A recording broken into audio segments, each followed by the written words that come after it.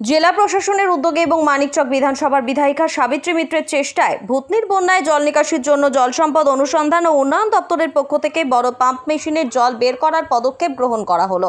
শনিবার দুপুর থেকে দক্ষিণ চণ্ডীপুরের বাঁধের বিভিন্ন জায়গায় 40টিরও বেশি মেশিন বসানো হয়। এদিন দুপুর থেকে বেশ কয়েকটা মেশিন চালু করে জল নিকাশি শুরু করা হয়। উল্লেখ্য, বাঁধ কেটে গঙ্গার জলে প্লাবিত হয়েছে ভূতনি থানার 3টে অঞ্চল।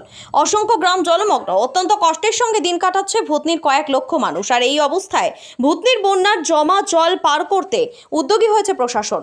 শনিবার মানিকচক পঞ্চায়েত সমিতির কর্মাধ্যক্ষ রানী মণ্ডল দক্ষিণ চণ্ডীপুরের বাঁধ এলাকা পরিদর্শন করে দপ্তরের আধিকারিকদের সাথে কথা বলে আরও মেশিন চালিয়ে জল বের করার কাজ আরও সক্রিয়ভাবে যেন চলে সেই সমস্ত বিষয়ে আলোচনা করেন। এদিন কর্মাধ্যক্ষ রানী মণ্ডল জানান, ভূতনির 3টে অঞ্চলের জল দক্ষিণ চণ্ডীপুরের কাটা বাদ দিয়ে বড় বড় পাম্প মেশিনের সাহায্যে বার করার কাজ শুরু হয়েছে জেলা প্রশাসন এবং মানিকচক বিধানসভার বিধায়িকা সাবিত্রী মিত্রের উদ্যোগে। পাশাপাশি সকল ভূতনিবাসীর সহযোগিতার আবেদন করেছেন তিনি। Bureau report, RM Bangla. আরও আপডেট থাকতে আমাদের ভিডিও শেয়ার ও ফেসবুক পেজটিকে লাইক করে ফলো করে দিন।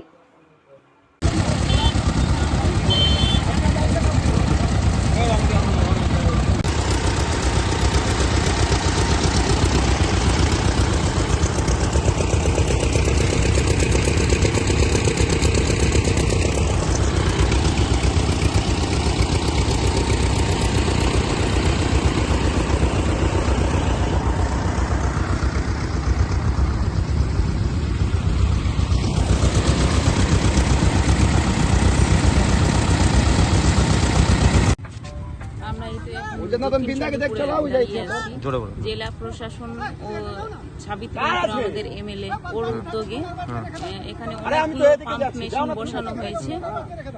আচ্ছা, কতটা বসানো হলো?